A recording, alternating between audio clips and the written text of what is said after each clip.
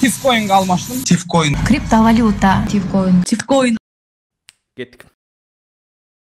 Саламатсыздарбы достор, менин атым Абсатаров Жолдубек. Бүгүнкү ролигибиз Стоп Беспредел программасы үчүн жана Кайрат Байкенин суранычы боюнча тартып жатабыз. Баштаганда эле эми Tifcoin'дун азыркы ситуациясы кандай болуп атат, эмне болуп атат, анын келечеги барбы, жокпу, бир сөздү беш кайталамай, элге дагы эле түшүндүрмөй, что бул болбойт демей, но ошонун баарын азыр кайра башынан баштап бир түшүндүрүп кетейин. Кыскача түшүндүрүп кетейин. Эмне себептен биз буга ишенбейбиз? Не себептен мен лично ишенбейм? Не себептен мен буларды болбойт деп айтып атам, аны айтып берем. Эң биринчиси эле эми мурда көп жолу айтып келгендей, коин анан токен деген эки бөлөк, то есть криптовалюта жана криптоактив экөөнүн түрү эки бөлөк болот. Экөөнү эч убакта аралаштырганга болбойт. Токен менен коиндун эч айырмасы жок деп айтканга да болбойт. Ал эми азыр мен сиздерге жакшылап бир нерсе, кичинекей эле жөнөкөй нерсе менен мен сиздерге эмне айырмасы бар экенин көргөзүп берем. Бизде криптовалюта бар. Эң башкысында биткоин турат. Ал криптовалютанын жолун көргөзүп берди, криптовалюта эмне экенин түшүндүрүп берди. Криптовалюта деген эмне дегенде, бул көз карандысыз акча деп элестете бериңиздер. Эч кандай өлкөгө, бир адамдын группасына же болбосо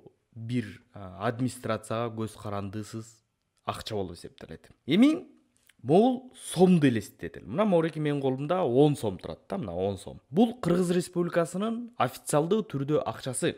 Бул 10 сомго биз Кыргыз Республикасынын территориясында бардык соода саттыкты кыла алабыз. Тамак аш ала алабыз, продукт ала алабыз, машина сатып алабыз. Эми иногда доллар менен, конечно, но основной биздин Кыргызстандагы акча бул сом. Эми ушул сомдун жаңы түрү деп элестетсек, криптовалютага алып келе турган болсок, бул биткоин.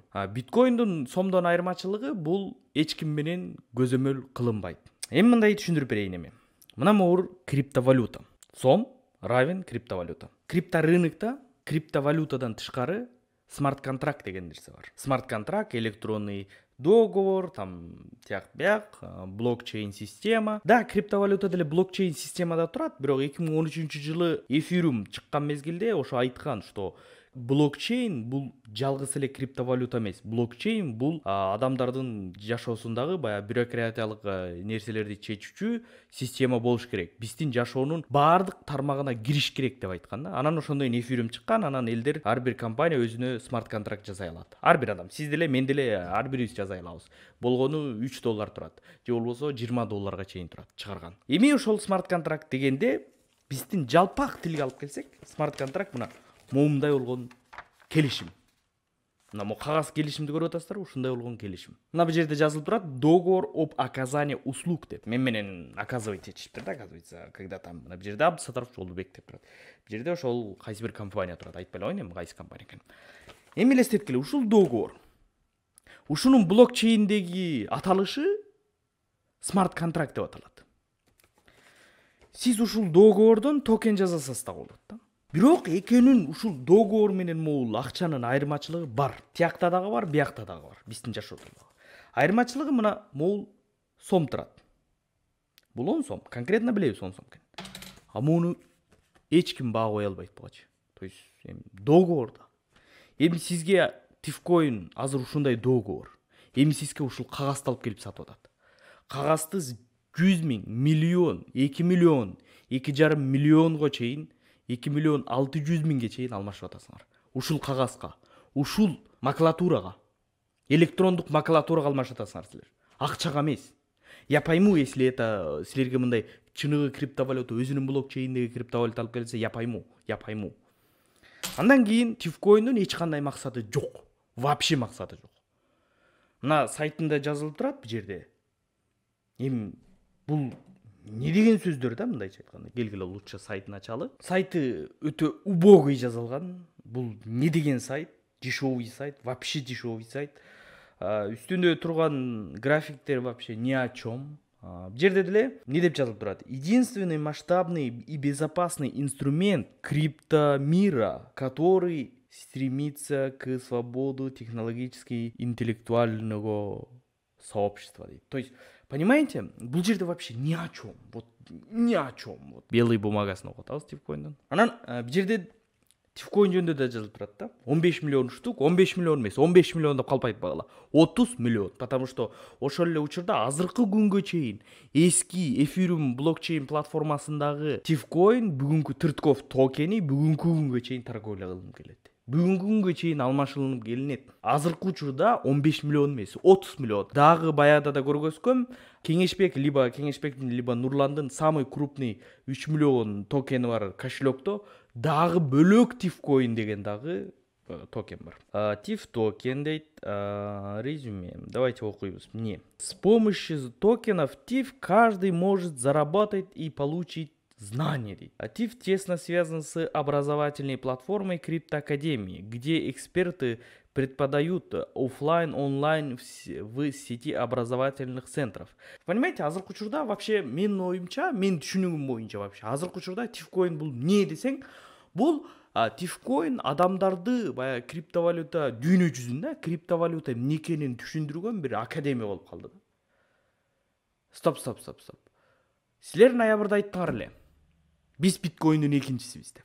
Бул экинчи биткоин болот туугандар. Потом биз айттык элек, жок, силер биткоиндин экинчиси эмессиңер, силер деген токенсиңер, силер аферистсиңер дедик элек. А потом туруп, биткоин, короче, криптовалюта эч кимге байланбайт дедиңер эле. Криптовалюта деген бир эле нерсени аткарат, переводту. Токен болобу, криптовалюта болобу, бул эч немкеге байланбайт. Мунун бир эле максаты бар, бир эле код менен жүрөт. Бул только переводту гана кылат. Кошелектон кошелекке өткөн переводту гана аткара алат. Эч немкеге байланбайт. Алтынга, ошондой эле гэске, дагы бир нерселерге байланбайт криптовалюта. Бул блокчейн системанын ичинде, бул свободный, эч немкеге көз каранды эмес, эч немкеге байланбайт. Ошону эсиңерде сактаңыздар. Андан кийин биз айттык, давай кана силер байланышыңар керек, жок, мындай тигиндей десек, андан кийин туруп, жок дедиңер эле да, жок, андай болбойт, мындай болот деп. Андан кийин айттыңар эле, что биз вот криптовалюта мына Кыргызстанда полностью биз сомго айланабыз, Кыргызстандын сомун өткөрөбүз десиңер эле. Любой нерсе сатып алса болот дейт. Ошол эле мезгилде Кыргызстанда криптовалюта Тифкоинга любой нерсе сатып алса болот дедиңер эле дагы, кайра эле ошол эле мезгилде прямойлорго отуруп алып, ким ошол Тифкоинга квартира сатып алып, машина сатып алып аткандарды жамандадыңар эле. Мына ушулар машина, квартира сатып алып атып, биздин бааны түшүрүп атат, мына бизге бут тосуп алып атат дедиңер эле. Бизде бир аз туура эмес адамдар чыгып кетти. Өзүнүн жеке кызыкчылыгын, өзүнүн жеке акчасын ойлогон адамдар чыгып кетти дагы. Тифкоинду инструмент катары колдонуп кетишти. Ал инструмент катары колдонгондо, мисалы, өзүнүн машинасы бар дейли. Ошону 30 миң доллар деп коелу. 15 миң доллардык, 20 миң доллардык машинасын 30 миң доллар деп сатып атышты да. 30 миң долларлык машинасына 10 миң уштук коин алса, кайраны 1,5 доллардан сатса деле жанагы 15 миң доллары машинасынын акчасы чыгып калып атты да. Вот ошентип көп бизди артка тарткан именно ушул машина алып саткандар болду. Андан кийин туруп силер болдуңар эле Кыргызстандын биринчи блокчейн системасы болдуңар эле. Вот биз блокчейн система жакында декабрь, январда биздин блокчейн платформа өзүнүн блокчейн, Тиф блокчейн деген чыгат. Андан кийин кошелёгу чыгат дедиңер эле. А потом CoinMarketCap'ка кирет дагы, мына муну уксаң. CoinMarketCap'ка киргенден кийин бул атат, потому что уже ценасы чыгат. Ошого чейин кыргыздар алып калган. Ошого чейин дагы возможность бар. Качан келет? Бир жума, 2 жуманын ичинде чыгат. Быйылкы жылдын биз минимальный айтабыз 100 доллар, 100 доллар, 100 доллар. Мына ушинттиңер эле өзүңөрчү, 20 доллар, миллиард доллар болуп кетет. То есть майда, июльда азыр бир 300 доллардан көрүп калышыбыз керек эле. Эми азыр силердин white paper'ди окуп атам дагы. Көрүп атам, что силер академик экенсиңер да. Силер деген академиктерсиңер, силер деген ушунчалык умный, ушунчалык билимдүү адам экенсиңер, что элдин баарын криптовалютага үйрөтөт экенсиңер дагы. Ошол эле мезгилде силер токен менен коиндун айырмасын билбейт экенсиңер. Ошол эле мезгилде силердин конкретный бизнесиңерде, то есть конкретный токениңерде, Тифкоин токениңерде айтып аткан кейсиңер, айтып аткан жана караван деген маркетплейсиңер, жана велосипедтер эмне кызмат аткарат, зачем он нужен, ошону да билбейт экенсиңер. И вообще эмне себептен токенди бизнеске байланыш керек экенин тоже билбейт экенсиңер. История Tifcoin. То есть Tifcoin'дун историясын айтып берип атат да. Бизгечи Жолдубек, сен тупойсуң, вот биякта оку дейт да. Мен окуйын. В 2018 году TIF открылся на базе RS20 в количестве 15 миллионов токенов. Впервые был разработан как виртуальный токен. После запуска в бирже Ubit был выкуплен частными инвесторами. А в 2019 году токен вышел в рынок Кыргызстана как первая криптовалюта в виде токена.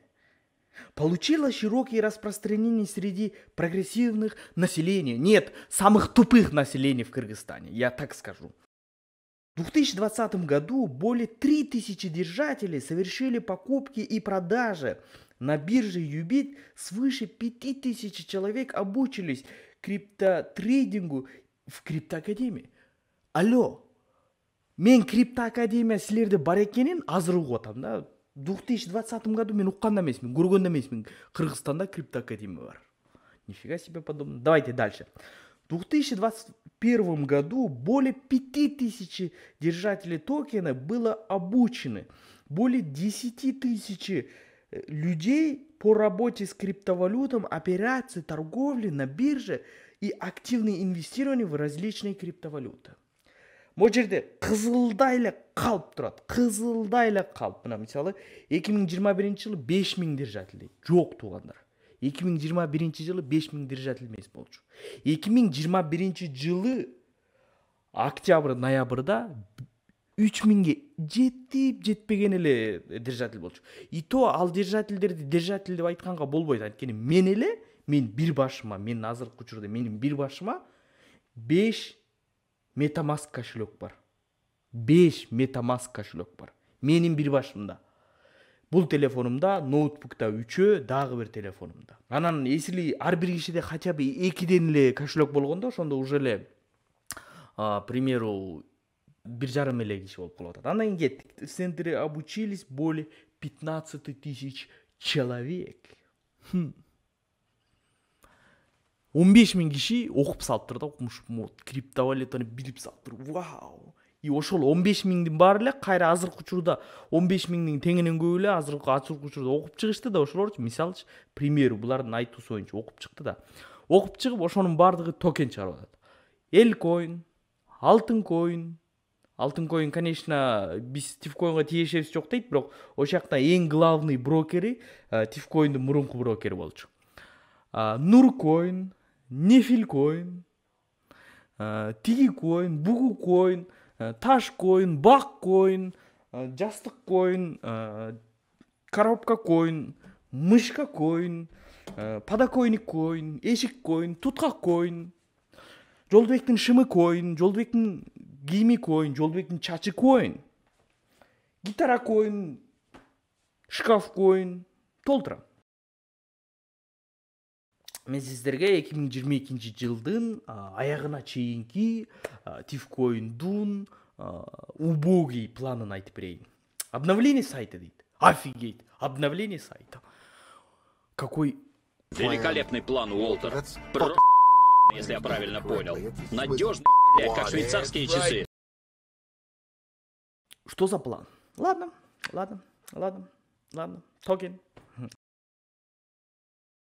Присутствие и активность в соцсетях.